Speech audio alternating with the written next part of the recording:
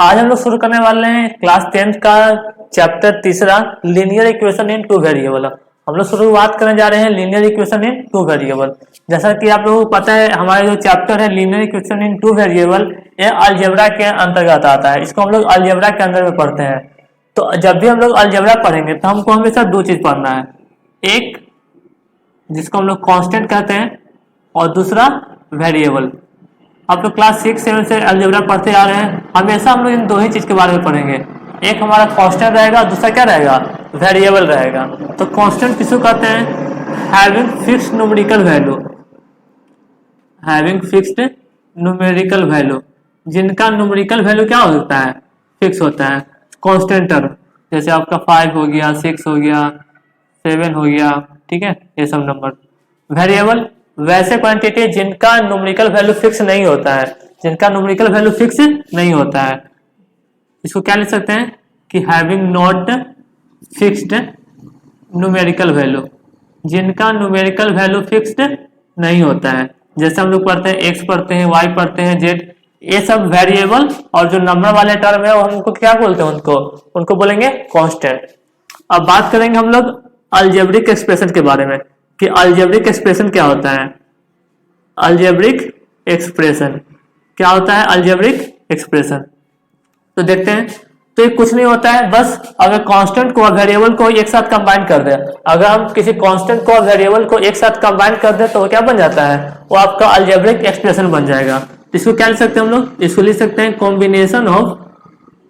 Combination of constants and constant and variable with fundamental operations of mathematics। Math का fundamental operation, तो math का fundamental operation हम लोग जानते हैं प्लस माइनस इनटू और डिवाइड, ये हमारे मैथ का फंडामेंटल ऑपरेशन है। अगर कोई कांस्टेंट और वेरिएबल एक साथ आता है इन किसी सिंबल के साथ तो उसको हम लोग अलजेब्रिक एक्सप्रेशन कहते हैं। जैसे एक 5 हमारा कांस्टेंट है, अगर इसको हम मल्टीप्लाई कर देते हैं x से तो ये आपका बन जाएगा 5x। तो 5x क्या होगा, ये एक तरह का अलजेब्रिक एक्सप्रेशन है, एक अलजेब्रिक एक्सप्रेशन होगा। दूसरी तरह से ये 5x तो हमारा अलजेब्रिक एक्सप्रेशन हो ही गया, इसमें हम लोग प्लस और एक कांस्टेंट जोड़ दें 5x प्लस 3, तो 5x प्लस 3 भी क्या होगा, तो एक अलजेब्रिक एक्सप्रेशन होगा। तो कोई भी कांस्टेंट और वेरिएबल जब एक साथ आ जाता है तो उसको हम लोग अलजेब्रिक एक्सप्रेशन कहते हैं। पर हम लोग पढ़ेंगे अलजेब्रिक इक्वेशन। तो अलजेब्रिक इक्वेशन किसे कहेंगे, तो किसी भी दो अलजेब्रिक एक्सप्रेशन को इक्वेट कर दें, किसी भी दो अलजेब्रिक एक्सप्रेशन को इक्वेट कर दें। जैसे ये हमारा 5x प्लस 3 एक अलजेब्रिक एक्सप्रेशन है, इसको किसी और दूसरे अलजेब्रिक एक्सप्रेशन के साथ, किसी और दूसरे अलजेब्रिक एक्सप्रेशन के साथ इसको हम लोग इक्वेट कर दें। जैसे मान लो 3 के साथ हम लोग क्या कर देते हैं, इक्वेट कर दिए, इक्वल कर दिए, तो ये हमारा क्या बन जाएगा, इक्वेशन बन जाएगा। तो समझ में आया होगा कि हम लोग अलजेब्रिक एक्सप्रेशन किसे कहते हैं और अलजेब्रिक इक्वेशन कहते हैं। ये हमारा एक तरह का अलजेब्रिक इक्वेशन हो गया, अलजेब्रिक इक्वेशन। तो अलजेब्रिक एक्सप्रेशन और अलजेब्रिक इक्वेशन, अगर कांस्टेंट और वेरिएबल एक साथ को कंबाइन कर देते हैं किसी भी फंडामेंटल ऑपरेशन ऑफ मैथ के साथ तो बन जाएगा आपका अलजेब्रिक एक्सप्रेशन। और किसी भी दो अलजेब्रिक एक्सप्रेशन को इक्वेट कर दें तो हमारा क्या बन जाएगा, इक्वेशन बन जाएगा। और हमको तो इक्वेशन पढ़ना है, इक्वेशन में कौन सा इक्वेशन पढ़ना है, तो linear equation in two variable पढ़ना है। तो सबसे पहले देखेंगे कि हम लीनियर इक्वेशन क्या होता है, उसके बाद देखेंगे linear equation in two variable क्या होता है। तो हम लोग जो भी पढ़ेंगे इनका टाइप पढ़ेंगे, अलजेब्रिक इक्वेशन का टाइप पढ़ें या फिर अलजेब्रिक एक्सप्रेशन का टाइप पढ़ें। अलजेब्रिक एक्सप्रेशन का जो टाइप होगा या फिर इक्वेशन का जो टाइप होगा दो बात पर डिपेंड करेगा, एक उनके डिग्री पे और दूसरा उनके टर्म पे। हालांकि ये सारे बात आप लोग पिछले क्लास में पढ़ चुके हैं, हम बस यहाँ पे इसको इंट्रोड्यूस कर रहे हैं, डिग्री पे और टर्म्स पे। किसी भी अलजेब्रिक एक्सप्रेशन का जितना टर्म होगा उस हिसाब से उसको हम लोग नाम लिखते हैं। जैसे किसी का अगर एक टर्म है उसको हम लोग बोलते हैं मोनोमियल, 2 टर्म वाले को बाइनोमियल, 3 टर्म वाले को ट्राइनोमियल, और ऐसे तो बढ़ते जाते हैं टर्म तो हम लोग पोलिनोमियल बोल लेते हैं। और डिग्री के हिसाब से अगर जिसका डिग्री 1 है उसको हम लोग बोलेंगे लीनियर, जिसका डिग्री 2 है उसको बोलते हैं क्वाड्रेटिक, और जिसका डिग्री 3 हो क्यूबिक, 4 हो जाए बाई क्वाड्रेटिक, या फिर सिंपली क्या बोलते हैं उसको हम लोग क्वार्टिक बोलते हैं। तो इस तरह से टर्म्स और डिग्री के हिसाब से उनका टाइप बढ़ते जाता है। तो हम लोग आगे देखेंगे टर्म और डिग्री। अलजेब्रिक एक्सप्रेशन का टर्म क्या होता है और डिग्री क्या होता है, कोएफिशिएंट का भी हम लोग को जरूरत पड़ेगा, तो हम लोग देखने वाले हैं अभी।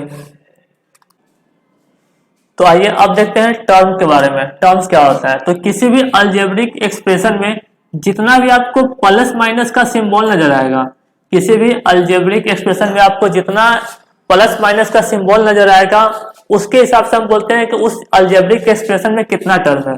जैसे यहाँ पे हमने लिखा 5x + 3, आपको इसमें कितना प्लस माइनस का सिंबल नजर आ रहा है, तो एक तो प्लस आपको यहाँ पे नजर आ रहा है, 3 के लेफ्ट साइड में एक प्लस यहाँ नजर आ रहा है।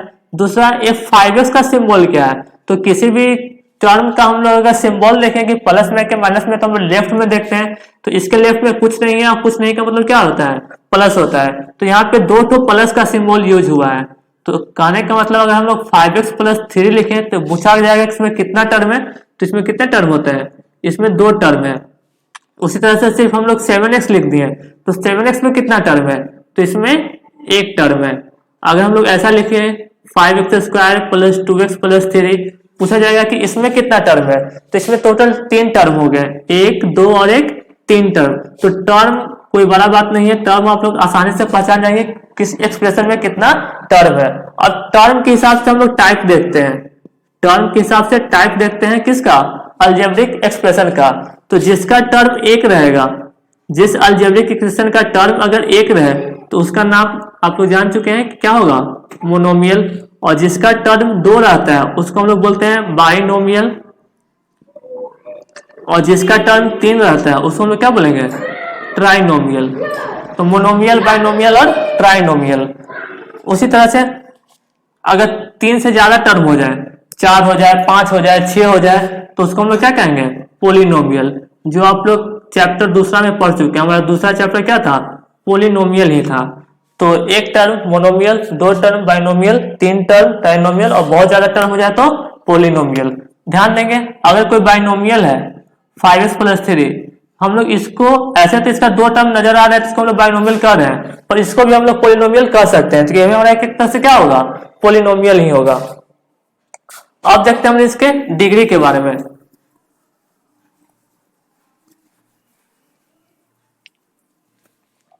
देखते हैं डिग्री।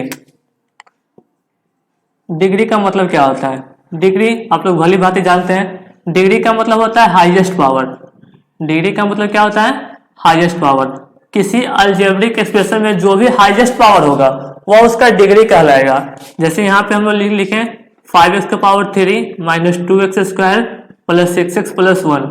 एक तरह से हम लोगों ने अलजेब्रिक एक्सप्रेशन लिखा है। अलजेब्रिक एक्सप्रेशन आपको पता है कि कांस्टेंट और वेरिएबल जब एक साथ आ जाए, constant variable constant variable constant variable और सब मैथ के सिंबल के साथ जुड़ा हुआ है, तो यह एक अलजेब्रिक एक्सप्रेशन में इसमें सबसे हाईएस्ट पावर किसका है, तो हम लोग देख रहे हैं यहाँ पे सबसे हाईएस्ट पावर कितना है, 3 है। इसका पावर 2 है, इसका पावर कुछ नहीं है, तो क्या बोलते हैं हम लोग, 1 बोलते हैं। तो इसका सबसे ज्यादा हाईएस्ट पावर 3 है, तो इसका डिग्री कितना होगा, 3 होगा। इसका डिग्री कितना है, 3 है। उसी तरह से अगर हम इस तरह से लिखें 5x⁻³ - 2x⁻7 + 8, पूछा जाएगा कि इसका डिग्री कितना है, तो इसका डिग्री आपका कितना होगा, सबसे हाईएस्ट पावर 7, तो इसका डिग्री भी कितना होगा, 7। इसका डिग्री कितना होगा, 7। अगर सिर्फ हम लोग 7x लिख दिए +2, पूछा जाएगा कि इसका डिग्री क्या होता है, तो आप ध्यान देंगे डिग्री हमेशा वेरिएबल का चेक करेंगे। यहाँ पे वेरिएबल, ए वेरिएबल, वेरिएबल, इसका वेरिएबल, इसका डिग्री कुछ नहीं है तो क्या बोलते हैं, 1 है, तो इसका डिग्री कितना होगा, 1 होगा। तो इसको बोलेंगे इसका डिग्री कितना है, 1 है, डिग्री 1। अब डिग्री के हिसाब से हम लोग टाइप देख लेते हैं, इसका कितना टाइप होगा। पहला, अगर जिसका डिग्री 1 हो, जिस अलजेब्रिक एक्सप्रेशन का डिग्री 1 होगा उसको हम लोग बोलते हैं लीनियर। चैप्टर का नाम शुरू हो रहा है, लीनियर इक्वेशन पढ़ना है, लीनियर यहाँ पे आया, तो लीनियर इक्वेशन पढ़ना है मतलब सारे जितना भी हम लोग इक्वेशन पढ़ेंगे सबका डिग्री कितना होगा, 1 होगा, मतलब सबका पावर 1 होगा। अगर जिसका डिग्री 2 हो जाए उसको हम लोग बोलते हैं क्वाड्रेटिक, और जिसका डिग्री 3 हो जाए, डिग्री 3 हो जाए उसको हम लोग बोलते हैं क्यूबिक, और डिग्री 4 वाले को आप जानते हैं बाई क्वाड्रेटिक कहते हैं या फिर सिंपली क्वार्टिक भी कहते हैं उसको। तो दो टाइप हमने देखा, एक टर्म के हिसाब से, दूसरा डिग्री के हिसाब से। टर्म के हिसाब से मोनोमियल, बाइनोमियल, ट्राइनोमियल, और डिग्री के हिसाब से लीनियर, क्वाड्रेटिक, क्यूबिक और बाई क्वाड्रेटिक। आगे देखते हैं हम लोग एक और टर्म जिसको हम लोग कोएफिशिएंट कहते हैं। तो आइए स्टार्ट देखते हैं कोएफिशिएंट क्या होता है। तो आइए अब देखते हैं कोएफिशिएंट के बारे में। कोएफिशिएंट क्या होता है? तो कोएफिशिएंट देखिए कैसे निकालते हैं। हमारा एक अलजेब्रिक इक्वेशन दिया हुआ है, अलजेब्रिक एक्सप्रेशन दिया हुआ है 2x² minus 3x plus 5, 2x² minus 3x plus 5। हमको बताना है कि x² का कोएफिशिएंट क्या है, x² का कोएफिशिएंट क्या होता है। तो जिसका कोएफिशिएंट पूछा जाएगा, सबसे पहले तो उस टर्म को खोजेंगे। तो हमसे कोएफिशिएंट पूछा जा रहा है x² का, तो x² को टर्म देखें, यहाँ पे हमारा x² का टर्म है। अब x² के साथ जो भी गुना में रहेगा, चाहे वो कोई कांस्टेंट हो या फिर वेरिएबल हो, वो क्या कहलाएगा? तो कोएफिशिएंट कहलाएगा x² का। तो यहाँ पे लिखा हुआ है x² का कोएफिशिएंट क्या है, तो x² को हम लोग यहाँ से निकालें तो क्या मिलेगा? हमको 2 मिलेगा। तो यहाँ पे कोएफिशिएंट ऑफ x² क्या है? तो 2 है। उसी तरह से अगर हमको कोएफिशिएंट ऑफ x देखना है, तो x किस टर्म में है? तो इस टर्म में क्या है हमारे पास? x है। तो अगर हम x को यहाँ पे छुपा लेते हैं तो क्या दिख रहा है? -3। तो x का कोएफिशिएंट कितना होगा? -3। यहाँ पे हम लोगों ने जो एक्सप्रेशन लिखा है -5x³ plus 2x plus 3, -5x³ plus 2x plus 3। इसमें अगर हमसे x का कोएफिशिएंट पूछा जाए तो x के साथ 2 है, तो इसका कोएफिशिएंट कितना हो जाएगा? 2। x² का पूछा जाए तो इस एक्सप्रेशन में x² है ही नहीं। तो जिस एक्सप्रेशन में कोई टर्म ना रहे, कोई वेरिएबल ना रहे और उसका हमसे कोएफिशिएंट पूछा जाए, तो याद रखेंगे उसका कोएफिशिएंट हमेशा क्या होगा? 0 होगा। दूसरा नजर आ रहा हो आपको यहाँ पे कि x³ का कोएफिशिएंट कितना होगा? तो x³ का कोएफिशिएंट होगा -5। तो कोएफिशिएंट भी आप लोग आसानी से निकाल सकते हैं। चैप्टर दूसरा में आप लोगों ने बहुत बार निकाला होगा कोएफिशिएंट, वहां पे पूरा हम लोग कोएफिशिएंट के बारे में ही पढ़े थे। जितना भी फॉर्मूला था सब कोएफिशिएंट का ही फॉर्मूला था। तो हम लोगों ने 3 चीज देखा। एक देखा सबसे पहले हम लोगों ने देखा टर्म, दूसरा डिग्री और तीसरा कोएफिशिएंट। टर्म, डिग्री और कोएफिशिएंट। टर्म के हिसाब से मोनोमियल, बाइनोमियल, ट्राइनोमियल ये सब। डिग्री के हिसाब से linear, quadratic, by quadratic, cubic, ये सब कोएफिशिएंट निकालना यहाँ पे सीखे हैं। अब हम लोग स्टार्ट करेंगे अपना चैप्टर। हमारा चैप्टर का जो नाम है लीनियर इक्वेशन इन 2 वेरिएबल। तो आइए स्टार्ट करते हैं हम लोग। अब भी इतना सारा क्या था? हमारा इंट्रोडक्शन था। अब हम लोग टोटल अपना चैप्टर स्टार्ट करेंगे जिसका नाम क्या है? Linear equation in 2 variable. तो स्टार्ट करते हैं लीनियर इक्वेशन इन 2 वेरिएबल। जैसे आपका चैप्टर का नाम है लीनियर इक्वेशन, तो सबसे पहले तो लीनियर का मतलब क्या होगा? सबसे पहले लीनियर का मतलब जानेंगे। लीनियर का मतलब क्या होगा? जिसका डिग्री कितना रहेगा? 1 रहेगा। तो लीनियर का मतलब डिग्री 1। इक्वेशन का मतलब हम अभी बताएं कि किसी भी 2 अलजेब्रिक एक्सप्रेशन को अगर इक्वल कर दे, किसी भी 2 अलजेब्रिक इक्वेशन को अगर इक्वल कर दे तो क्या बन जाता है? इक्वेशन बन जाता है। तो इसमें क्या पढ़ेंगे हम लोग? एक इक्वल टू रहेगा, सभी में इक्वल टू का सिंबल का इस्तेमाल होगा, तभी तो वो इक्वेशन कहलाएगा। 2 एक्सप्रेशन को जब इक्वल करेंगे तो क्या बनेगा? इक्वेशन। और वेरिएबल भी पता है x, y, z, और कितना वेरिएबल? 2 वेरिएबल। तो 2 वो क्या रहेंगे उसके अंदर? वेरिएबल रहेंगे।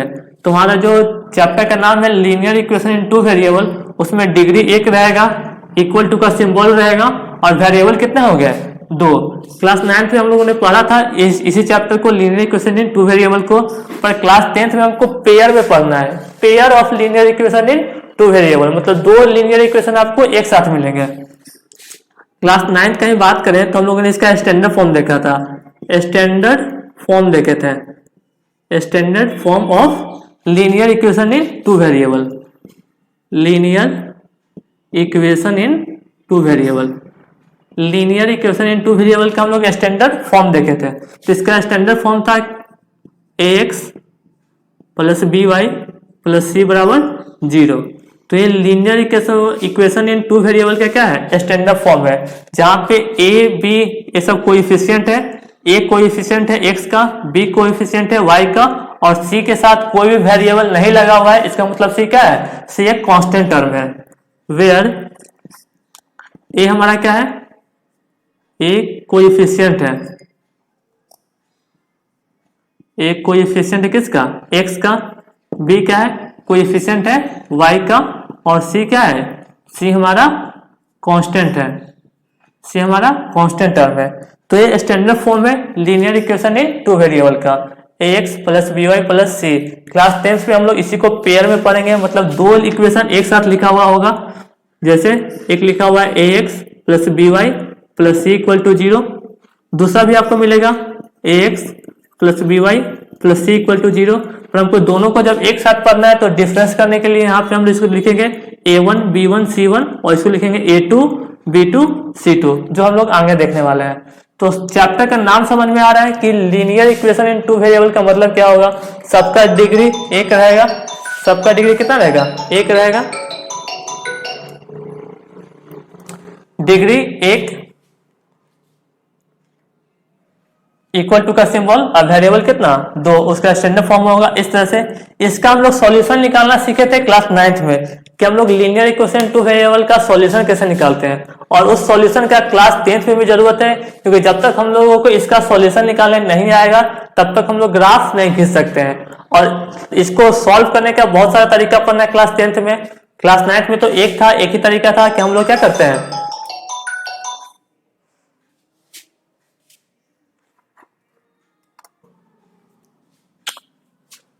तो चलिए अब हम लोग देखते हैं कि linear equation in two variable को हम लोग सॉल्व कैसे करते हैं। तो याद रखेंगे, अगर आपसे पूछा जाए कि linear equation in two variable का कितना सॉल्यूशन होता है, linear equation in two variable का कितना सॉल्यूशन हो सकता है, ऐसे कितना वैल्यू निकल सकता है, तो याद रखेंगे अगर कोई एक इक्वेशन लिखा हुआ है या एक इक्वेशन लिखा हुआ है, यहाँ पे देख सकते हैं दो टू वेरिएबल है तो टू वेरिएबल, दोनों का डिग्री एक है तो लीनियर, और इक्वल टू का सिंबल है तो इक्वेशन। तो ये है हमारा linear equation in two variable. अगर पूछा जाएगा कि इस linear equation in two variable का कितना सॉल्यूशन होगा, तो इसका इनफाइनाइट सॉल्यूशन हो जाता है। किसी भी एक linear equation in two variable का अगर आपसे सॉल्यूशन पूछा जाए तो इसका इनफाइनाइट सॉल्यूशन होता है। पर जब हम लोग क्लास 10th में क्या पढ़ेंगे, इसको पेयर में पढ़ेंगे। पेयर में करने का मतलब हम लोग दो इक्वेशन एक साथ पढ़ेंगे, a1x plus b1y plus c1 equal to 0, ये पहला इक्वेशन, और a2x plus b2y plus c2 बराबर 0, ये दूसरा इक्वेशन। तो अगर आपसे यहाँ पे पूछा जाएगा कि इस linear equation in two variable का कितना सॉल्यूशन होगा, तो यहाँ पे आपको तीन केस मिलेगा। इसमें एक सॉल्यूशन भी होता है, इनफाइनाइट सॉल्यूशन भी होता है, और सॉल्यूशन नहीं भी होता है। तो ये हम लोग आगे चर्चा करेंगे। अभी हम लोग वो बात देख रहे हैं जो हम लोगों ने क्लास 9th में पढ़ा था। ध्यान दीजिएगा, हम इसलिए बता रहे हैं ना कि इसका हमको जरूरत है अभी क्लास 10th में, क्योंकि क्लास 10th में भी हमको ग्राफ से सॉल्यूशन करना है, और जब ग्राफ खींचने के लिए हमको इस तरह से सॉल्यूशन निकालना आना चाहिए, जो हम लोग क्लास 9th में सीखे थे। तो देखते हैं कि इसका हम लोग सॉल्यूशन निकालेंगे कैसे। तो याद रखिएगा, अगर हमको इस इक्वेशन का सॉल्यूशन निकालना है, कितना निकालेंगे ये हमारे ऊपर है, क्योंकि इसका सॉल्यूशन तो इनफाइनाइट होता है, पर हम उतना ही निकालेंगे जितना हमारा जरूरत होगा। तो ग्राफ खींचने के लिए आप मैक्सिमम 2 वैल्यू भी निकाल सकते हैं और 3 वैल्यू भी निकाल सकते हैं। 3 वैल्यू से हमारा क्या होगा, ग्राफ निकल जाता है। तो इसका वैल्यू निकालने के लिए याद रखेंगे इन दोनों में से चाहे तो x का या फिर y का हम लोग वैल्यू निकालेंगे, चाहे x का वैल्यू निकालेंगे या फिर y का वैल्यू निकालेंगे। तो अगर यहाँ से हम लोग x का वैल्यू भी निकाल सकते हैं और y का वैल्यू निकाल सकते हैं। तो आप लोग याद रखिएगा, हम लोग वैल्यू उसी का निकालेंगे जिसका कोएफिशिएंट 1 होगा। जैसे आप लोग देख सकते हैं कि y का कोएफिशिएंट 1 है, x का कोएफिशिएंट 2 है।